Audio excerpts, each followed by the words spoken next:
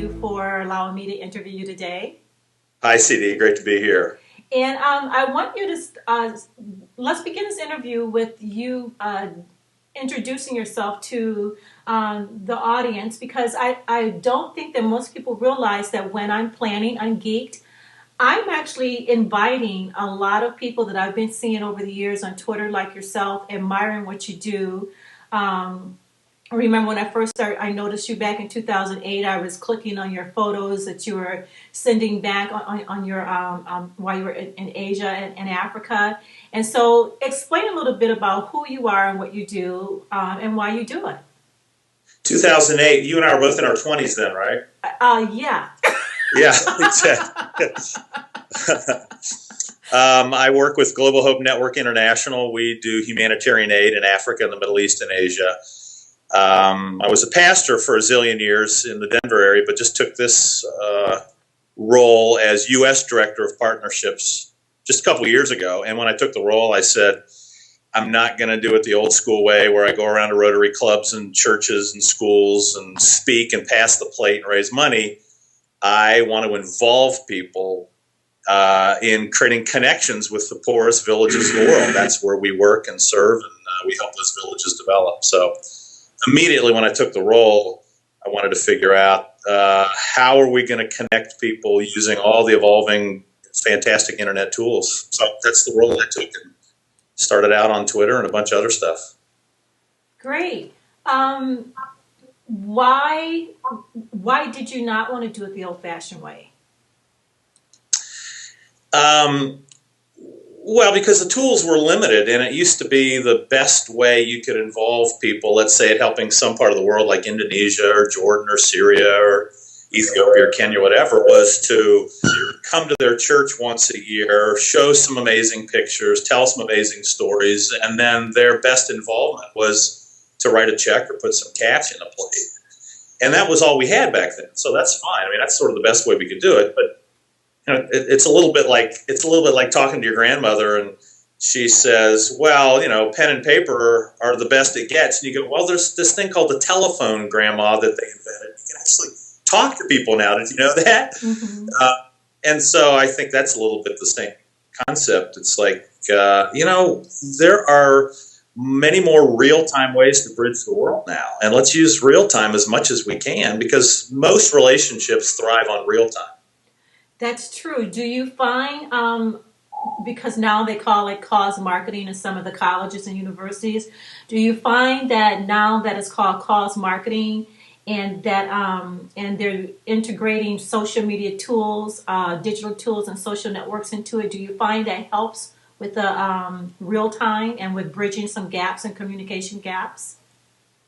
Oh, hugely. And again, I think, you know, the terms come and go. Cause marketing is the current term, but the principles are just human, and the principles remain the same forever. Marketing is really about connecting, and connecting is really about relationships. And so anything any of us can do in life to connect people well to a need that's out there, you know, if you can use the term cause marketing or not, anything we do to connect them, humans, we love to help with needs. But it's a little hard to help with needs that are too far away emotionally or too far away geographically. And with all the tools now, you can kind of bridge both the emotional and the geographic gap. I mean, look at you and me. We're sitting here talking, and it doesn't really matter where you are. It doesn't really matter where I am. I had this exact same kind of conversation yesterday with our staff who work with rural villages in Kenya. They were sitting in the living room of their house. I hooked them up with internet, I hooked them up with a laptop, I hooked them up with Skype, and now I can sit and talk to them like this about, okay, so you were out in the village yesterday, what was going on, what was happening, give me an update, let's talk about what our next steps are. So, yeah, cause marketing is incredibly helpful by bridging the gap with the tools. Well, as you said earlier in the conversation, when we were younger, it was called not-for-profit marketing. Exactly. And well, you know, and that's honestly the exciting thing to me about living life for several generations is you more try to inculcate the principles, like what really matters here. Methods come and go, techniques and tools come and go. Principles never do. Principles stay. And so you just want to use the principles and apply them with the most effective, most efficient tools you can. You're going to be speaking at unGeeked in Chicago, and actually, this is going to be a little bit of your topic. Um, when I basically approached you, tell me what attracted you, a little bit about what you knew about unGeeked, and how are you looking forward to the discussion? Because you're not a speaker at unGeeked, you're going to engage much like how we're doing right now with attendees. Well, one is I just love the name you gave it, ungeeked. I think it's easy for people to think that everything's changed. You know, now that Twitter's around, Skype's around, Facebook's around, blogs are around, Foursquare's around. Everything hasn't changed. The tools have radically changed, which is fantastic. But what I love about the discussion format of ungeeked is anybody who's in my sphere, the nonprofit world, most people got into the nonprofit world because of their heart. I mean, they're passionate about something. They didn't get into the nonprofit world because they're a complete left brain geek. They got into it because of their right brain, probably. What I'm excited about with ungeeked is what you're trying to do is ungeek it. You're trying to say, how do we apply these eternal principles with these evolving tools? And if we can talk at the principle level, then I think everybody gets it. Then the people like me who went into the nonprofit because of their heart, because there's some cause they're passionate about helping. If we have simple and effective conversations about the tools, now they'll suddenly get it, and it will be ungeeked for them. It'll be just natural. It'll be like introducing grandma to the telephone, and a month later she can't get off the daggone thing because now she's connecting with her friends, which is what she's always loved to do, is connect with her friends. You're right about the reason why I called it ungeeked, because I am, as you were saying earlier, I'm marketing. My degree is in marketing, and actually I worked at a not-for-profit, and you're right. As a former executive director of 2 not-for-profits, you go in with your heart first. You have to believe Absolutely. In the cause.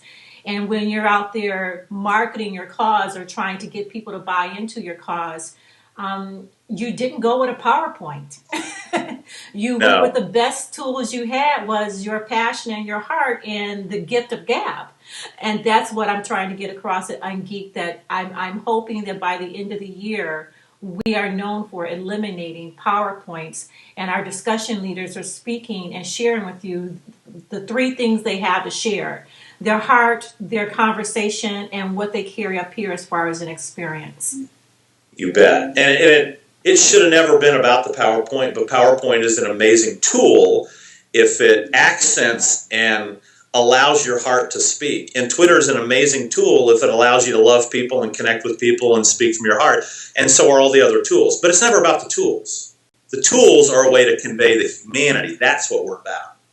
Good for you.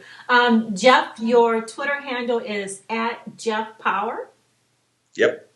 And we're looking forward to coming to unGeeked in Chicago. And you're going to stay for the full day so people can get a chance to talk with you. No water cooler conversations. That's the exciting thing for me.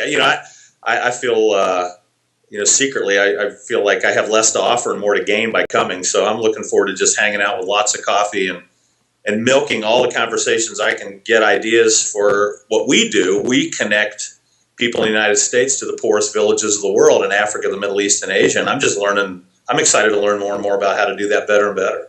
Well, there are a lot of attendees and speakers, discussion leaders that are interested in speaking with you because take Amanda Height, Sexy Thinker, for example. She does a lot when it comes to getting people to connect with themselves, and she does a lot of cause marketing too. So she's amazing. I think you're going to meet a lot of great people between the discussion leaders and the attendees.